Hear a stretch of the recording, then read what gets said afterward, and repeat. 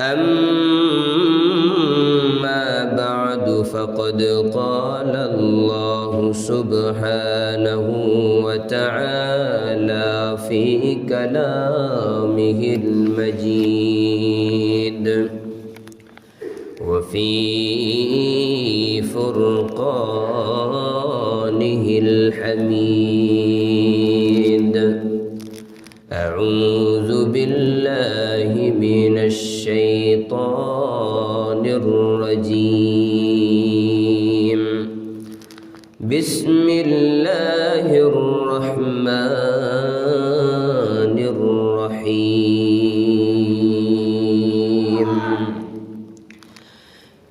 إن الذين يلحدون في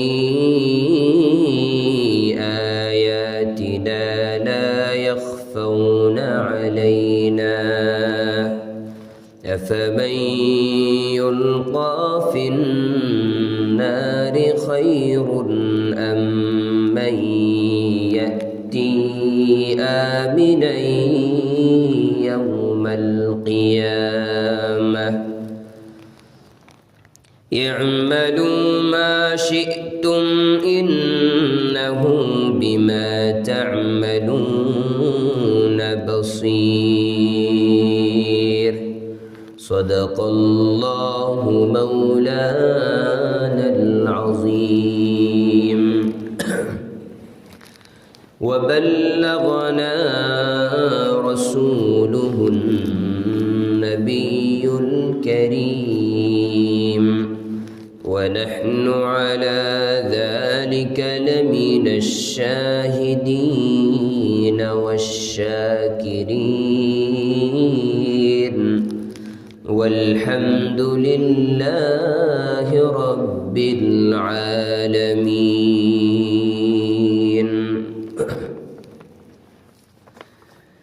توحید کی امانت سینوں میں ہے ہمارے، آسان نہیں مٹانا نام و نشان ہمارا،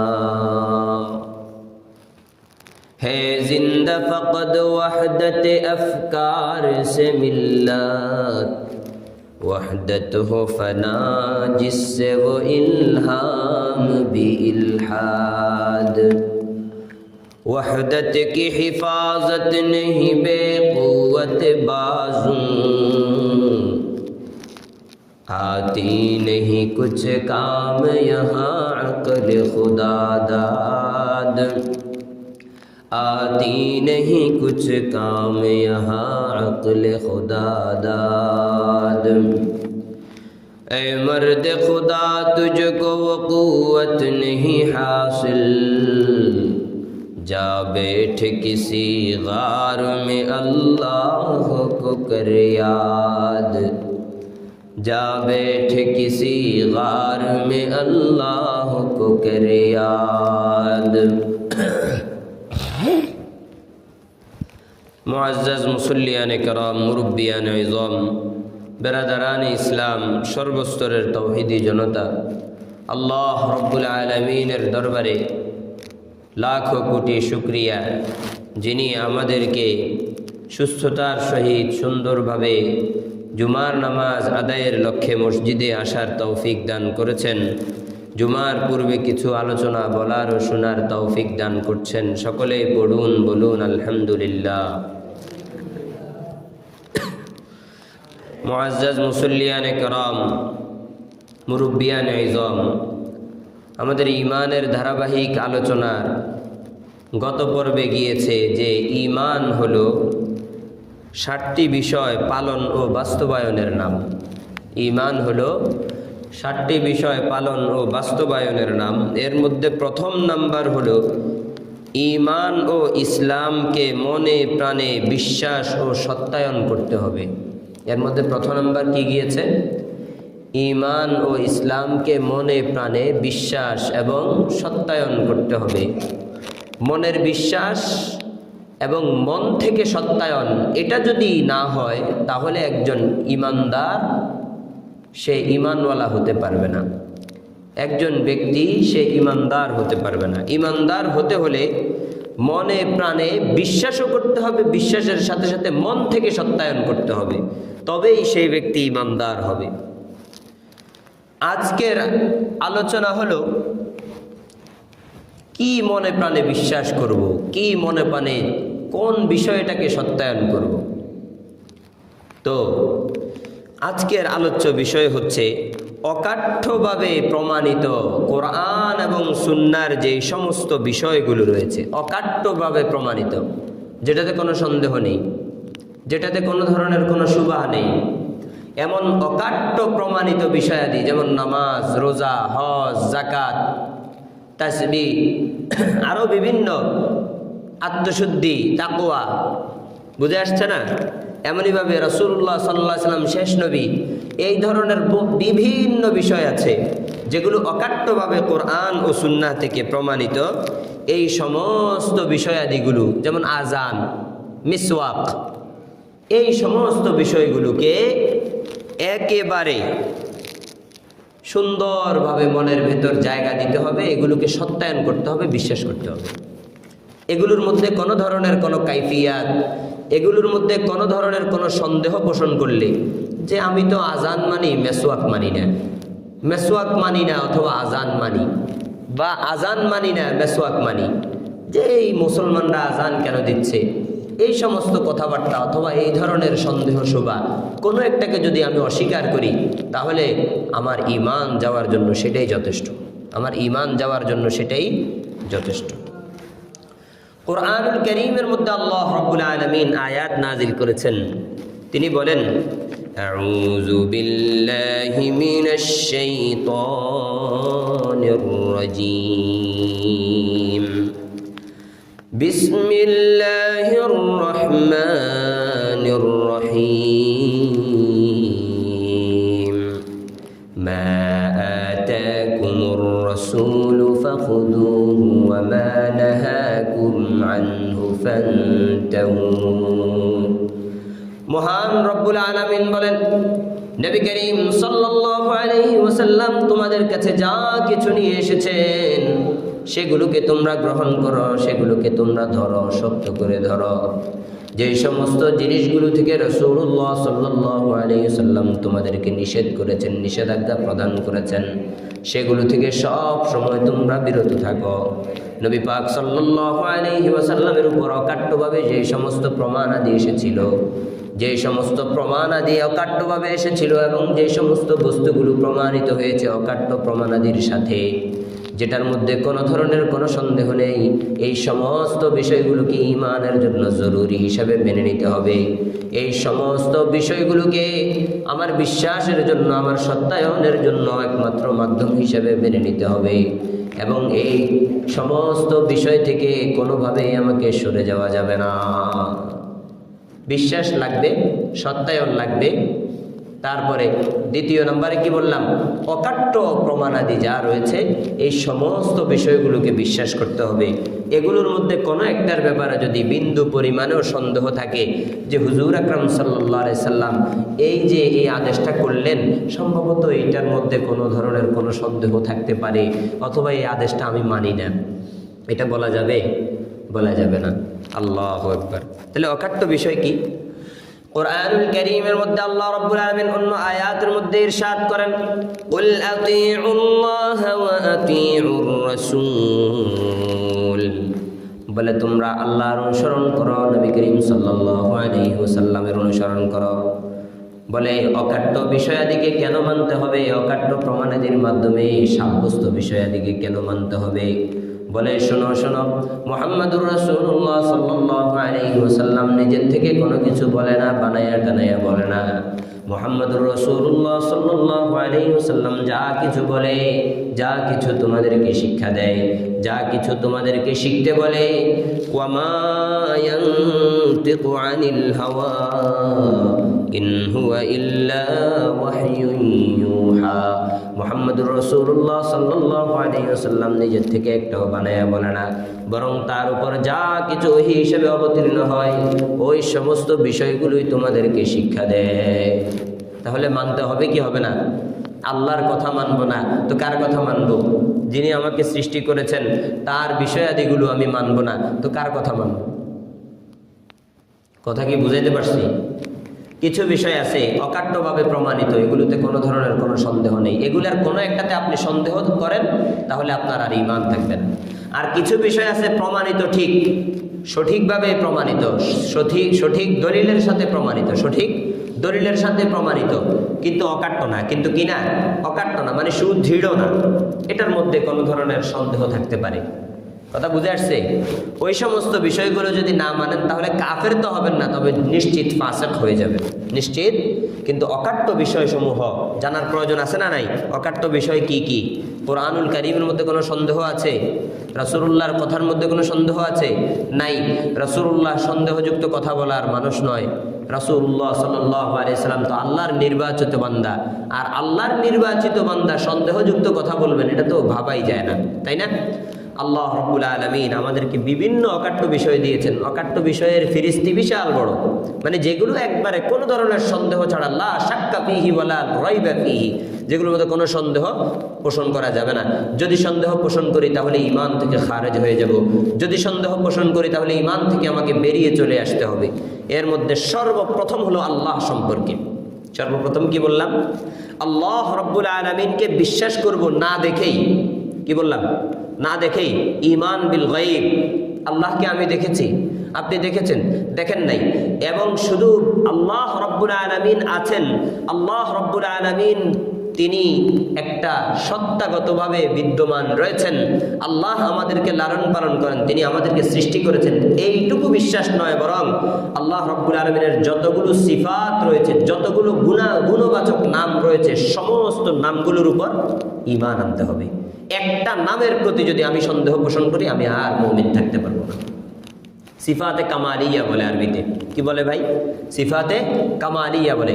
আল্লাহ রাব্বুল আলামিনকে মালিক, আল্লাহ রাব্বুল আলামিন আমার মালিক, আমি তাকে মানি। এই মানার অর্থ শুধু এই নয় যে আল্লাহ আছে, আল্লাহর অস্তিত্ব মানি, বরং আল্লাহ রাব্বুল আলামিন আল্লাহু আলিমুন কদির, আল্লাহু আলা কুল্লি শাইইন কদির, আল্লাহ কদির, আল্লাহ বাসির, আল্লাহ সামি', আল্লাহু বাসির, আল্লাহু বাসির। এই সমস্ত গুণাগুলি মানতে হবে যে আল্লাহ দেখতে পারেন, আল্লাহ শুনতে পারেন। আল্লাহর শোনা কেমন এই কাইফিয়তের দরকার নাই। আল্লাহর দেখা কেমন? আমার মতো না, আমার মতো না। বলে আমার মতো যে না এটা তো নিশ্চিত, কিন্তু কেমন এটা আল্লাহই ভালো জানেন, এটা আল্লাহই ভালো জানেন। আল্লাহ তো সৃষ্টিকর্তা, আর আমি তো হইলাম সৃষ্ট বিষয়, একটা বস্তু। আমি কিভাবে মহান রব্বুল আলামিনকে নিয়ে এরকম চিন্তা করব যে আল্লাহ মনে হয় আমার মতো শোনেন? তাহলে ঈমান থাকবে? ঈমান থাকবে না। এই কারণে আল্লাহ শোনেন। আল্লাহ রাব্বুল আলামিন কোরআনুল কারীমের মধ্যে বলেছেন, লা তাখুযুহু সিনাতুন ওয়ালা নাওম, আল্লাহ ঘুমায় না, আল্লাহ তাআলার নিদ্রা আসে না, তন্দ্রাও আসে না, ঝিমানিও আসে না। তো আমি এটার উপর বিশ্বাস করি। কেমন সেটা? আল্লাহর জন্য যেমন শায়ানে শান হবে তেমন, আল্লাহর জন্য যেমন শায়ানে শান হবে তেমন। আল্লাহ কোথায় আছে? বলে যে আল্লাহ আসমানে আছে। আল্লাহ রাব্বুল আলামিন কি কোনো মাকানের জন্য মুখাপেক্ষী? আল্লাহ আসমানে কেন থাকতে হবে? তো আল্লাহ কোথায় আছে? আল্লাহ আমার সাথে সাথে আছে। এই কথার অর্থ হলো আল্লাহ রাব্বুল আলামিন আমাকে আমার খুব কাছ থেকে জানেন, আমার কাছ থেকে কি করেন? জানেন। আল্লাহ আসমানে আসছে, এই বিষয়টার অর্থ এমন কখনোই নয় যে আল্লাহ রাব্বুল আলামিন আসমানে অবস্থান করেন। কারণ আল্লাহ রাব্বুল আলামিন অবস্থান, সময়, কাল, পাত্র সব কিছু থেকে পূত পবিত্র। আমাদের জন্য না মসজিদে এসে বসতে হলে জায়গা লাগে, ঠিক আছে না? আল্লাহ তো জায়গা সৃষ্টি করছেন। যে ব্যক্তি এই মোবাইলটা সৃষ্টি করছেন সে মোবাইলের ঊর্ধ্বে না? তো আল্লাহ রাব্বুল আলামিন এই জায়গাটা সৃষ্টি করেছেন, আল্লাহ জায়গার কি ঊর্ধ্বে? জায়গা সৃষ্টি হয়েছে আল্লাহর অস্তিত্বের পরে। কথা কি বুঝাতে পারছি? আল্লাহর অস্তিত্ব আবাদি, আল্লাহর অস্তিত্ব কি আবাদি, সব সময়ের জন্য ছিল। তাইলে আল্লাহ রাব্বুল আলামিন একটা জিনিসকে বিদ্যমান করেছেন, ওই জিনিসের মধ্যে বিদ্যমান হওয়ার আগে, ওই জিনিসটা বিদ্যমান হওয়ার আগে আল্লাহ রাব্বুল আলামিন যেমন ছিলেন এখনো তেমনই আছেন। কথা কি বুঝাতে পারছি? কয় যে আল্লাহ তাআলা সময়ের মধ্যে থাকেন কিনা? কয় যে সময় সৃষ্টি হয়েছে কোথায়? আল্লাহর হাতে, আল্লাহর কাছে সৃষ্টি হয়েছেন। আল্লাহ রাব্বুল আলামিন সময় সৃষ্টি করার আগে যেই অবস্থানে ছিলেন এখনো তেমনই আছেন। এখনো কি আছেন? তাহলে স্থান, কাল, পাত্র, এই সমস্ত বিষয় দিয়ে আল্লাহকে বিচার করা যাবে? যাবে না, খবরদার। তাহলে ঈমান থাকবে না। তাহলে কি থাকবে না? আল্লাহ রাব্বুল আলামিনকে তার সমস্ত গুণাবলীর মাধ্যমে, তার সমস্ত গুণাবলী সহ আল্লাহ রাব্বুল আলামিনের উপর ঈমান আনতে হবে। তবে ঈমান আনার মানে এই না আল্লাহ দেখেন মানে আমাদের মতো, এই অর্থ কখনোই নয়। খবরদার প্রিয় মুসল্লিয়ানে কেরাম, এই অর্থ লালন করলে আমার ঈমান থাকবে না। তারপরে ফেরেশতা ও জিন জাতি আছে না নাই? বলেন না, আছে না নাই? আছে। জিন্নাতের প্রতি বিশ্বাস করা, অর্থাৎ জিন্নাতকে আল্লাহ সৃষ্টি করছেন। কারণ কোরআনুল কারীমের মধ্যে আল্লাহ রাব্বুল আলামিন আয়াত নাজিল করেছেন কি, ওমা খালাকতুল জিন্না ওয়াল ইনসা ইল্লা লিয়াবুদুন। আল্লাহ রাব্বুল আলামিন জিন এবং মানুষকে আল্লাহর ইবাদতের জন্য সৃষ্টি করছেন। তাহলে জিন জাতির অস্তিত্ব আছে না নাই? যারা জিন জাতির অস্তিত্ব বিশ্বাস করবে না তারা ঈমানদার না। তারা কি না? এমনইভাবে ফেরেশতাদেরকে আল্লাহ রাব্বুল আলামিন সৃষ্টি করেছেন এবং এক একজন ফেরেশতাকে এক এক জায়গায় এক এক কর্মে রেখেছেন। বিভিন্ন কাজগুলো তাদেরকে বন্টন করে দিয়েছেন, তারা তাদের ওই সমস্ত কাজগুলো করেই যাচ্ছেন। এটার প্রতি বিশ্বাস স্থাপন করা জরুরি, এটা অকাট্য বিষয়। আল্লাহ রাব্বুল আলামিন স্বয়ং নিজেই কোরআনের মধ্যে বলেছেন, এর প্রতি যদি কোনো ব্যক্তি সন্দেহ করে তার ঈমান থাকবে না। তার ঈমান কি থাকবে না? তারপরে সকল নাজিলকৃত কিতাব সত্য। আসমান থেকে যত নাজিল হয়েছে কিতাব, এগুলো সত্য। অকাট্য বিষয়ের মেসাল দিতেছি। কি দিতেছি? মেসাল, যে আসমান থেকে যত কিতাব নাজিল হয়েছে কোনোটা মিথ্যা ছিল না। তাহলে আমরা এখন ইনজিল শরীফ মানি না কেন? তাওরাত শরীফ মানি না কেন? বলে যে তাওরাতের পূর্ণ আকাশ থেকে নাজিল হওয়া যেই রূপটা আছে ওই রূপটা বিকৃত হয়ে গেছে। কি হয়ে গেছে? এক। দ্বিতীয় নম্বর, আল্লাহ রাব্বুল আলামিন বলেছেন কোরআন যখন চলে এসেছে পূর্বকার সমস্ত কিতাব এখন মানার দিক থেকে রহিত হয়ে গেছে, বিশ্বাসের দিক থেকে না। বিশ্বাস তো সেটাই যে পূর্বকার কিতাবগুলোও সত্য, কিন্তু কোরআন যখন চলে এসেছে এখন শুধু কোরআনকেই বিশ্বাস করব, সাথে সাথে কোরআনকেই মানব। আর আগেরগুলোর ক্ষেত্রে শুধুমাত্র বিশ্বাস করব যে আগেরগুলো সত্য ছিল কিন্তু বিকৃতি সাধন হয়েছে, এই কারণে আমরা এখন আর মানব না। বুঝাতে পারছি? কোরআনের মধ্যে বিকৃতি সাধন হয়েছে? হয় নাই। 1400 বছর পার হয়ে গেছে, কোরআনে কোনো ধরনের বিকৃতি আজ পর্যন্ত জবর জের নক্তা পেশ কোনো কিছুতে কোনো ধরনের কোনো বিকৃতি সাধন হয়েছে? সম্ভব নয়। কারণ আল্লাহ রাব্বুল আলামিন কোরআনুল কারীমের মধ্যে আয়াত নাজিল করে বলেছেন, ইন্না নাহনু নাযালনা যিকরা ওয়া ইন্না লাহু লাহাফিজুন। বলে আল্লাহ রাব্বুল আলামিন কোরআনের হেফাজত করবেন। কি করবেন? কোরআনের হেফাজত। শুধু কি কোরআন, এই জিকিরের মাধ্যমে মুফাসসিরিনে কেরাম, মুহাদ্দিসিনে কেরাম বলেন রাসূলুল্লাহ সাল্লাল্লাহু আলাইহি সাল্লামের সহিহ হাদিসগুলোরও সংরক্ষণ কে করবেন? আল্লাহ রাব্বুল আলামিন করবেন। যার কারণে সহিহ হাদিস সমূহ এবং কোরআনুল কারীমের মধ্যে কোনো ধরনের কোনো বিকৃতি সাধন হয় নাই। বুঝাইতে কি পারছি? তাহলে আগের কিতাবগুলো সত্য বলে মানব, আল্লাহ যেভাবে প্রেরণ করছেন সেইভাবে। ইহুদি খ্রিস্টানরা বিকৃতি করার পরে যেই অবস্থায় আছে ওই অবস্থায় না, বরং আল্লাহর নাজিলকৃত, আল্লাহ যেইভাবে নাজিল করেছেন সেইভাবে সত্য ছিল। এখন তারা বিকৃতি করছে, বাইবেল বানাইছে, কিতাবুল মুকাদ্দাস নামে মুসলমানদেরকে ধোঁকা দেয়।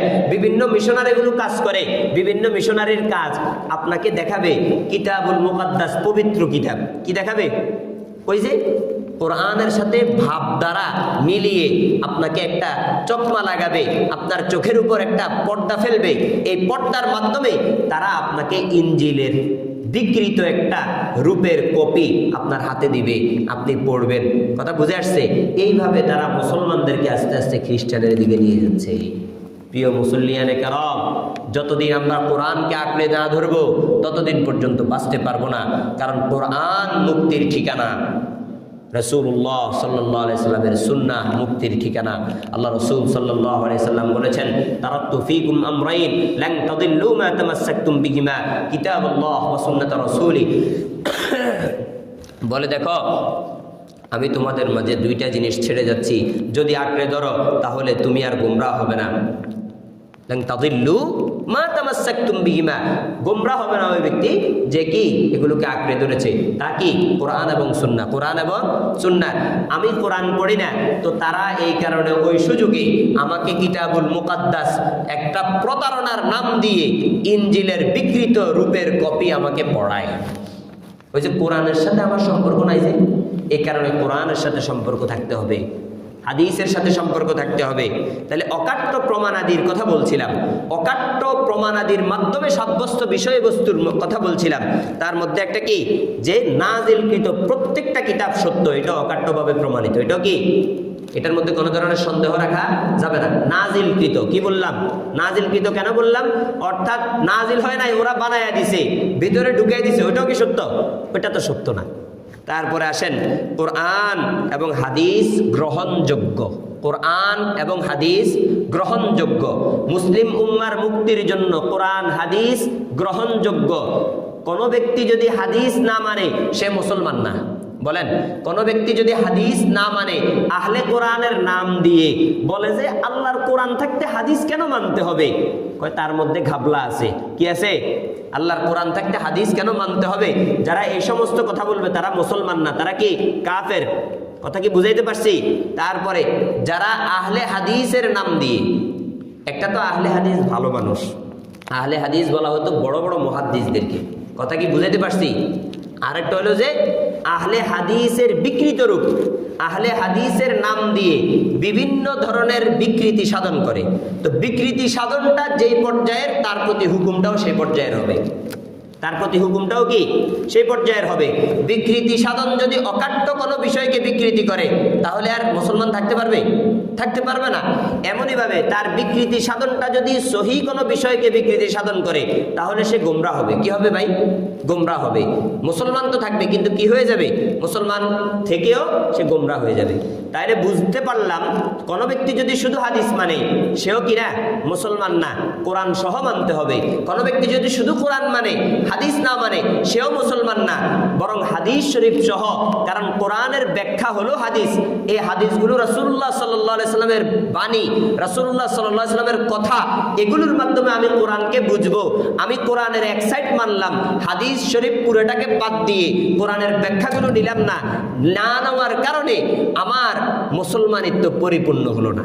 কথা কি বুঝাইতে পারছি? আল্লাহু আকবার। তাইলে কোরআন এবং হাদিস উভয়টা গ্রহণযোগ্য। উভয়টা কি? মুসলমান তার সমস্ত বিষয়কে শিরোধার্য হিসাবে মেনে নিবে। কার সামনে?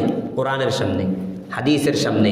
বলে যে হাদিসের রেওয়ায়াত চলে আসছে, কোরআনের বাণী চলে আসছে, এখন আর কোনো ঘাউড়ামি চলবে না। এখন আর কোনো ঘাউড়ামি, এতক্ষণ বিবেক যুক্তি দিয়ে অনেক লড়েছি, কিন্তু কোরআনের আয়াত যখন শুনছি সাথে সাথে শান্ত হয়ে যেতে হবে। হাদিসের বাণী যখন শুনেছি সাথে সাথে শান্ত হয়ে যেতে হবে। এগুলো অকাট্য বিষয়। এগুলো কি? অকাট্য বিষয়। তাহলে অকাট্য বিষয়কে যারা অমান্য করবে তারা কাফের। তারপরে আসেন, নবুয়ত আল্লাহর দান। নবুয়ত কিসের দান? আল্লাহর দান। এখন কোনো ব্যক্তি যদি বলে যে আমি নবুয়ত পাইছি, তো আল্লাহ প্রদত্ত পদ্ধতির মাধ্যমে নবুয়ত পাইতে হয়, নাকি আপনি নিজে নিজে পেয়ে যাবেন? আল্লাহ প্রদত্ত যে একটা পদ্ধতি আছে, ওইভাবে তো পাবে। তো আল্লাহ রাব্বুল আলামিন বলছেন আমি নবুয়তের দরজা বন্ধ করে দিছি। এখন যদি কোনো গোলাম আসে, গোলাম আহমদ কাদিয়ানী আসে নবী দাবি করার জন্য, সে কি কাফের নাকি মুসলমান? কাফের। তাকে যারা কাফের মনে করবে না, তারাও কাফের। গোলাম আহমদ কাদিয়ানী সে কি? কাফের। কেন? কারণ সে মহানবী সাল্লাল্লাহু আলাইহি ওয়াসাল্লামের শেষ নবীর নবুয়ত মানে নাই। বলে যে আমি তো মানি মুহাম্মদুর রাসূলুল্লাহ সাল্লাল্লাহু আলাইহি ওয়াসাল্লাম শেষ নবী, কিন্তু আমি উম্মতি নবী। কয় ইসলামের মধ্যে কোনো উম্মতি নবী নাই, জিল্লি নবী নাই, বুরুজি নবী নাই। কথা কি বুঝাইতে পারছি? যে নবী আসবে আবার নবীর খলিফা নিযুক্ত করে যাবে। কথা কি বুঝাইতে পারছি? রাসূলুল্লাহ সাল্লাল্লাহু আলাইহি ওয়াসাল্লাম যখন গেছেন, নবুয়তের দরজা বন্ধ হয়ে গেছেন। বলে হযরত নুজুলে ঈসা আলাইহিস সালাম আসবেন, এই বিষয়টাও মানা অকাট্য বিষয়। না মানলে ঈমান থাকবে না। কিন্তু মানবো কি হিসেবে?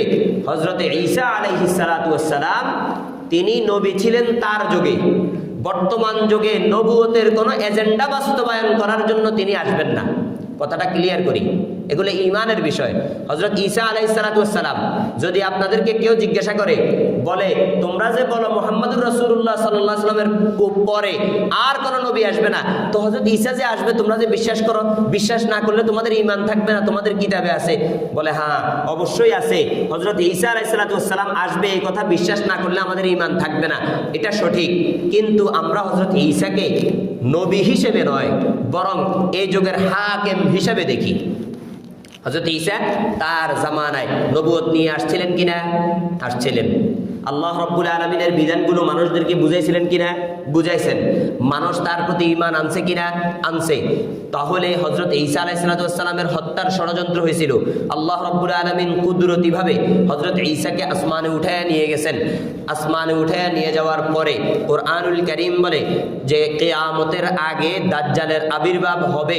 ওই সময় হযরত ঈসা আলাইহিস সালাম আমাদের মাঝে আবার আসবেন কেন? নতুন কোনো কিতাব নিয়ে? বলেন, নতুন কোনো কিতাব নিয়ে আসবেন না। নতুন কোনো ধর্ম নিয়ে আসবেন না।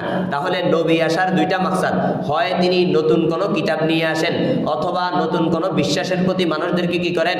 দাওয়াত দেন, অথবা পুরনো বিশ্বাসকে আবার পুনর্জীবিত করেন। কথা কি বুঝাতে পারছি? তাহলে নবী আসার যে মাকসাদগুলো আছে, নবী আসার মাকসাদ কি কি? যখন মানুষের মধ্যে বিভিন্ন ধরনের বিকৃতি সাধন হয়, কোরআনের বিকৃতি সাধন হয়েছে? হয় নাই। হাদিসের মধ্যে বিকৃতি সাধন হয়েছে? হয় নাই। নবী, পূর্বের নবী যা কিছু বলে গেছেন, এগুলোর মধ্যে যদি বিকৃতি সাধন হয়, ওই বিকৃতিগুলো সোজা করার জন্য সামনে নবীর দরকার হয়। তাহলে কোরআন অবর্তিত, কোরআনের মধ্যে কোনো পরিবর্তন আছে? নাই। হাদিসের মধ্যে কোনো পরিবর্তন আছে? নাই। পরিবর্তন হওয়া সম্ভব না। কেন? আল্লাহ রাব্বুল আলামিন নিজেই দায়িত্ব নিয়েছেন, বলে আমি কোরআন এবং হাদিসের একবারে সুন্দরভাবে সংরক্ষণ করব। করছেন কিনা? করছেন। তাহলে নবীর আর কোনো প্রয়োজন আছে? জিল্লি নবীর প্রয়োজন আছে? বুরুজি নবীর প্রয়োজন আছে? উম্মতি নবীর প্রয়োজন আছে?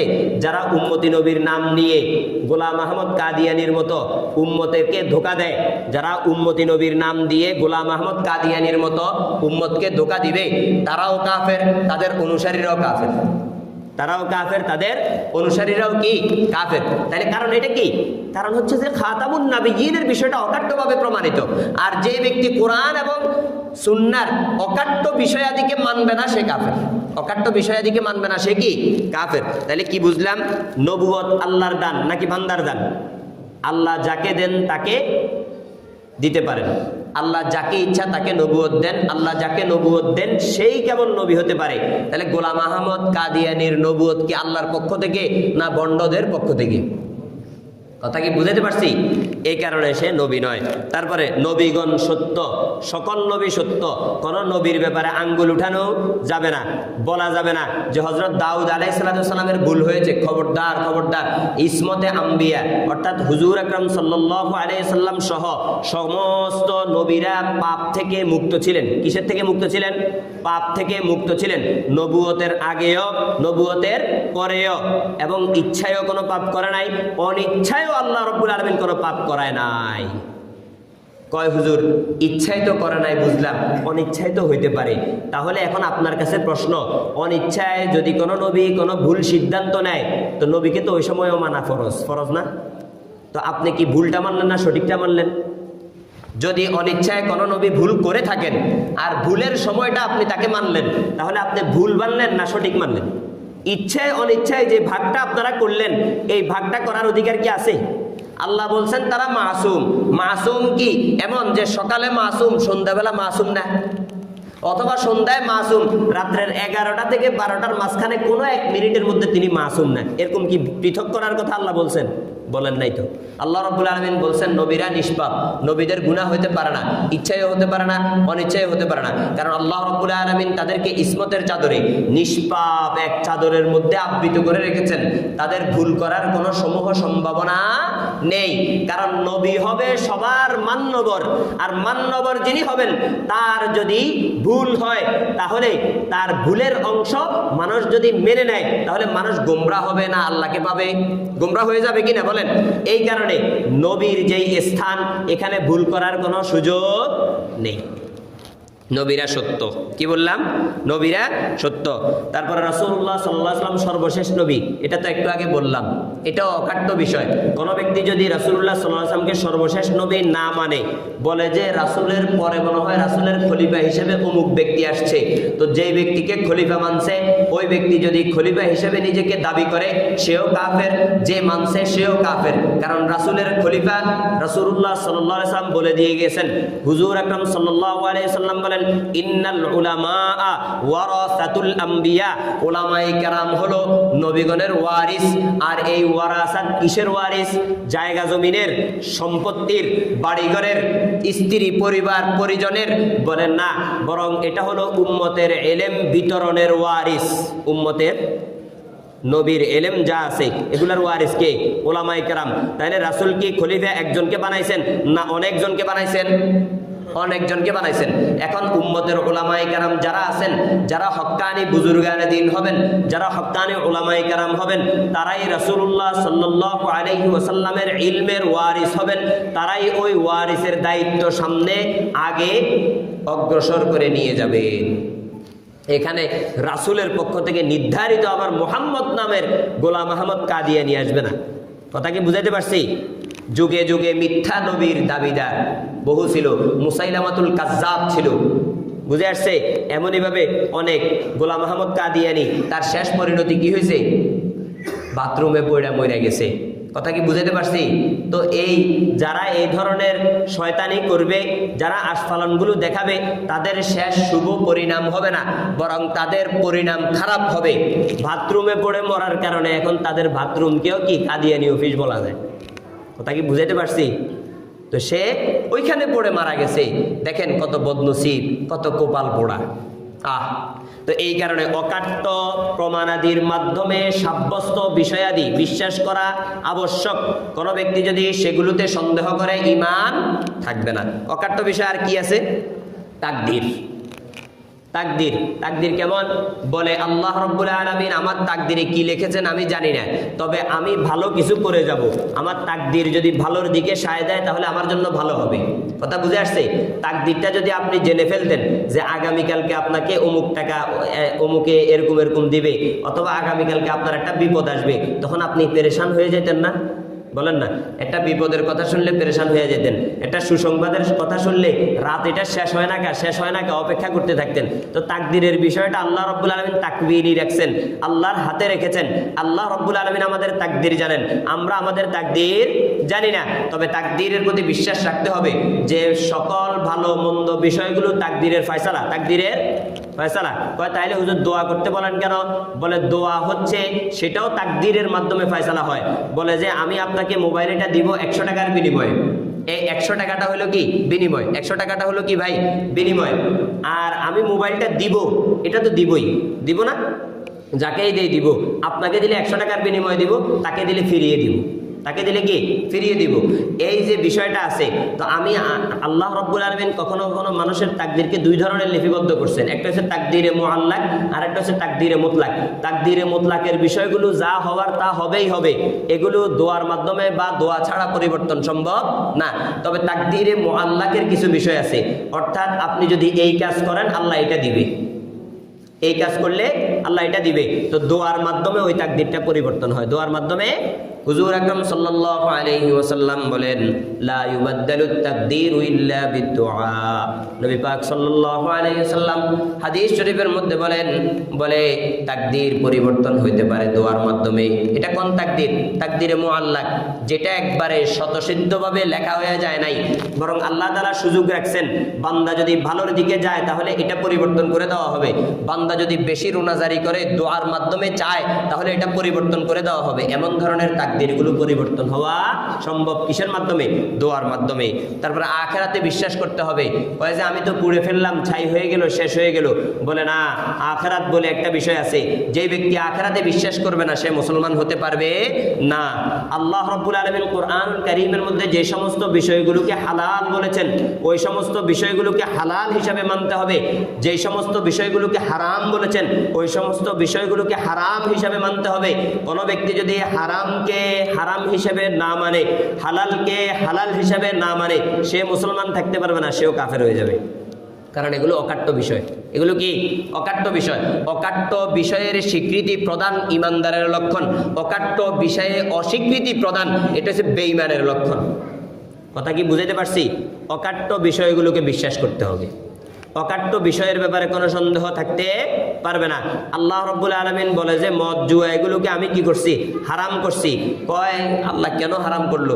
আমার কাছে হারাম মনে হয় না। তো আপনার হারাম না মনে হওয়া নিয়ে আপনি পড়ে থাকেন, আর মুসলমান নিজেকে দাবি করতে পারবেন না।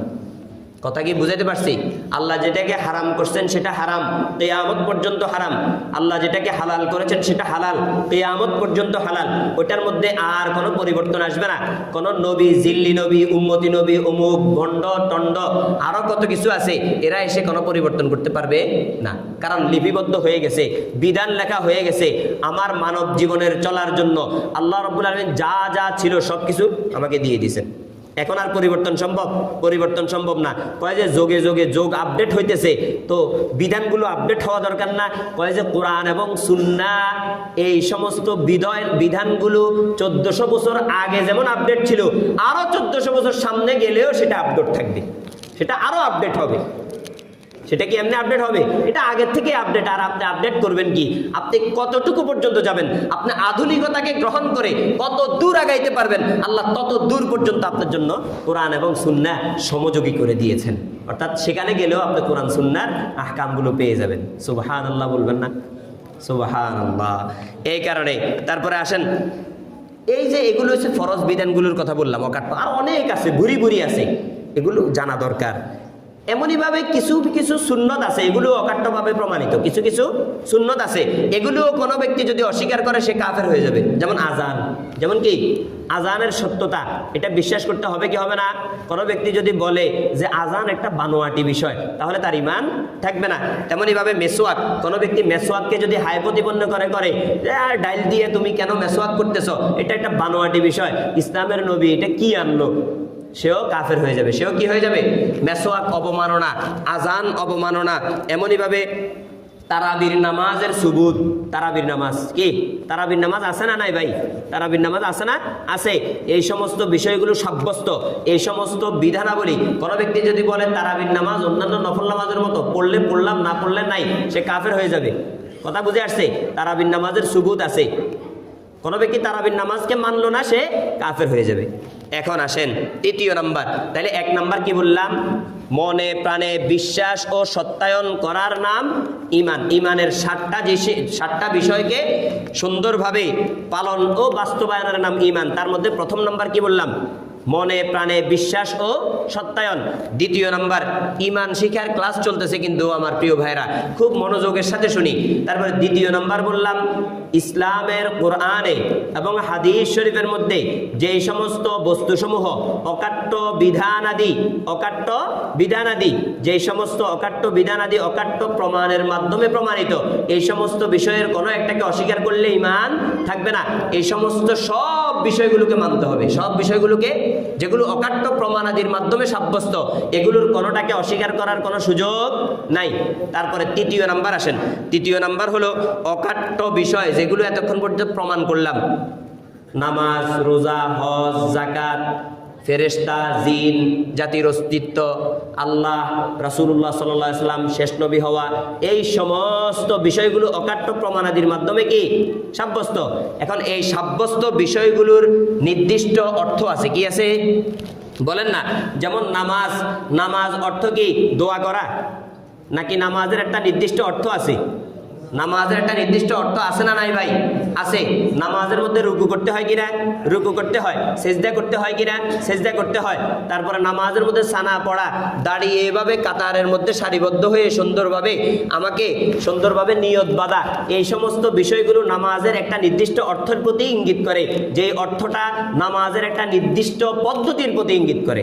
নামাজের একটা নির্দিষ্ট পদ্ধতির প্রতি ইঙ্গিত করে। এখন আসেন, অকাট্য প্রমাণাদির মাধ্যমে সাব্যস্ত বিষয়াদির শরীয়তের মধ্যে নির্ধারিত এবং প্রতিষ্ঠিত যে অর্থ আছে, প্রতিষ্ঠিত, আবার বুঝেন, অকাট্য প্রমাণাদির মাধ্যমে সাব্যস্ত বিষয়, এটা অকাট্য প্রমাণাদির মাধ্যমে ধরুন সাব্যস্ত বিষয়। এখন এটার যে রূপরেখা আছে ভিতরে, সিম কার্ড, অমুক সমুক, বক্ষচক্কর যেগুলো আছে, এই সমস্ত বিষয়গুলো একটা নির্দিষ্ট জায়গা না, প্রতিষ্ঠিত একটা অর্থ না? নামাজ অকাট্য বিষয়, প্রমাণাদি, অকাট্য প্রমাণাদির মাধ্যমে সাব্যস্ত বিষয়। নামাজের রূপরেখা এটাও সুপ্রতিষ্ঠিত। এটা কি? সুপ্রতিষ্ঠিত। তাহলে এখন তৃতীয় নম্বরে কি করতে হবে? অকাট্য বিষয়ের প্রতিষ্ঠিত অর্থ, ব্যাখ্যা, পদ্ধতি সহ বিশ্বাস করতে হবে। কয় যে আমি নামাজ মানি, কিন্তু নামাজের অর্থ আমি মানি হলো যে নামাজ মানি হচ্ছে যে অন্তরে অন্তরে আল্লাহকে একটু স্মরণ করা। তাহলে সেই ব্যক্তি মুসলমান থাকবে না কাফের হয়ে যাবে? সে নামাজ তো মানছে, কয় হুজুর নামাজ তো মানছে, তাহলে কাফের কেন হবে? কারণ নামাজের নির্দিষ্ট একটা রূপ আছে, নামাজের একটা পদ্ধতি আছে, এই পদ্ধতিটাকে সে মানে নাই। পদ্ধতিটাকে না মানার কারণে সে আর মুসলমান থাকতে পারে নাই। কথা কি বুঝাইতে পারছি? এমনইভাবে আসেন, পর্দা, কি বললাম? পর্দা। ইসলামের পর্দার বিধান আছে না নাই? পর্দার বিধান কোনো ব্যক্তি যদি বলে যে পর্দা লাগবেই না, সে যেমন অমুসলিম হয়ে যাবে, তেমনইভাবে পর্দার একটা সুনির্দিষ্ট অর্থ আছে না নাই? নারীর পর্দার একটা বিধান আছে কিনা? পুরুষের নজরের হেফাজতের একটা বিধান আছে কিনা? কতটুকু ঢাকতে হবে, কতটুকু পরিমাণ খুলতে হবে, বা কতটুকু ঢাকার পরে আবার পর্দার বিধানটা পালন হবে, আছে না নাই? এটা সুপ্রতিষ্ঠিত ইসলামের অর্থ। এই অর্থটাকে কেউ মানলো না, বললো যে মনের পর্দা আসল পর্দা, বাহিরের পর্দার কি দরকার? সে মুসলমান থাকবে না কাফের হয়ে যাবে? কথা কি বুঝাতে পারছি? সে আর মুসলমান থাকবে না। কারণ মুসলমান হওয়ার জন্য অকাট্য প্রমাণের কারণে পর্দাকে যেমন মানছেন, পর্দার প্রতিষ্ঠিত অর্থ যে শরীর ঢাকতে হবে, এমনইভাবে আমার চেহারা, এটাকে খুলে নামাজ পড়বো, চেহারার পর্দা কতটুকু বিধান, এই সমস্ত বিষয়গুলোকেও মানা জরুরি। এগুলোকে যারা মানবে না, মনের পর্দা আসল পর্দা, বাহিরের পর্দার কি দরকার, হ্যাঁ, তারা আর মুসলমান থাকতে পারবে না। কথা কি বুঝাতে পারছি? এমনইভাবে আসেন, অকাট্য বিষয় দ্বারা সাব্যস্ত, অকাট্য প্রমাণাদির মাধ্যমে সাব্যস্ত, কিন্তু তার রূপ, তার অর্থকে মানুষ মানে না। এর আরেকটা মিসাল সুদ। কি বললাম? সুদ। বলে যে কোরআনের মধ্যে আল্লাহ রাব্বুল আলামিন আয়াত নাজিল করেছেন, আহাল্লাল্লাহুল বাইআ ওয়া হাররামার রিবা। বলে আল্লাহ রাব্বুল আলামিন রিবাকে হারাম করেছেন। বলে ব্যাংকের ইন্টারেস্ট যেটা আছে, এটা ওই রিবা না যে রিবা আল্লাহ কোরআনে হারাম করেছে। ঈমান থাকবে? থাকবে না। কথা বুঝেন? খুব ক্লিয়ার কথা। হ্যাঁ, এগুলো ঈমান এবং কুফুরের কথা, যেটা না হলে আপনার নামাজে হচ্ছে না। কথা কি বুঝাতে পারছি? বলে যে ব্যাংকের মাধ্যমে ইন্টারেস্ট যেগুলো আমাদের হাতে আসে, এগুলো সুদ না। কিনা? সুদ না। বলে যে অফিস বয় হিসেবে আমি এইটাকে ওইখানে সরানোর জন্য তার থেকে একটা মুআওয়াজা নিছি। তাহলে সরকার তোমাকে কি দেয়? এটা তো ঘুষ না। কি এটা? অফিসে ওই যে ফাইল যেটা আটকে আছে, ওই ফাইলটাকে সরানোর জন্য তার থেকে একটু হাদিয়া নিছি, আমি তো কষ্ট করতেছি, ওই কষ্টের পারিশ্রমিক। তাহলে সরকার তোমাকে কি দেয়? বলেন, কথা কি বুঝাতে পারছি? বলে যে ঘুষের একটা নির্ধারিত অর্থ আছে না নাই? সুদের একটা নির্ধারিত অর্থ আছে না নাই? চক্রবৃদ্ধি হারে সুদ খাওয়ার একটা নির্ধারিত অর্থ আছে না নাই? এই সমস্ত অর্থগুলো প্রতিষ্ঠিত কিনা শরীয়তের মধ্যে? শরীয়তের মধ্যে এই সমস্ত অর্থগুলো প্রতিষ্ঠিত। এগুলোকে যে কেউ যদি কয় যে সুদ খাওয়া হারাম, এটা মানি, তবে আমি যেটা করতেছি সেটা সুদ না। কয় যে 3% খাইলে সুদ হবে না, 5%-এর বেশি হলে সুদ হবে। হ্যাঁ, এই সমস্ত অর্থ যে ব্যক্তি দাঁড় করাবে, শরীয়তের অর্থের বিকৃতি যে ঘটাবে, সেই ব্যক্তিও কাফের হয়ে যাবে। কথা কি বুঝাইতে পারছি? তাহলে তিনটা জিনিস, 60টার মধ্যে 3টা গেল। 1 নাম্বার মনে প্রাণে বিশ্বাস ও সত্যায়ন, 2 নাম্বার অকাট্য প্রমাণাদির মাধ্যমে সাব্যস্ত সমস্ত বিষয়গুলোর প্রতি ঈমান আনতে হবে, বিশ্বাস করতে হবে, কোনো একটাকে ছেড়ে দিলে ঈমান থাকবে না। 3 নাম্বার অকাট্য প্রমাণাদির মাধ্যমে সাব্যস্ত বিষয়াদির নির্দিষ্ট সুপ্রতিষ্ঠিত শরীয়তের অর্থকে মানতে হবে। নামাজ মানে নামাজ রুকু করতে হবে, নামাজ মানে নামাজ সিজদা করতে হবে, এটাকে যে ব্যক্তি মানবে না। পর্দা মানে এভাবে ঢাকতে হবে, এটাকে যে ব্যক্তি মানবে না। সুদ মানে আল্লাহর কোরআনে এইভাবে বলেছেন, এটাকে যেই ব্যক্তি মানবে না, সে কাফের হয়ে যাবে, সে আর মুসলমান থাকতে পারবে না। আল্লাহ রাব্বুল আলামিন আমাদেরকে এই সমস্ত বিষয়গুলোর প্রতি ঈমান জেনে শুনে বিশ্বাস ও বদ্ধমূল পরিকরের সাথে ঈমান আনার তৌফিক দান করুন। ওমা তৌফিক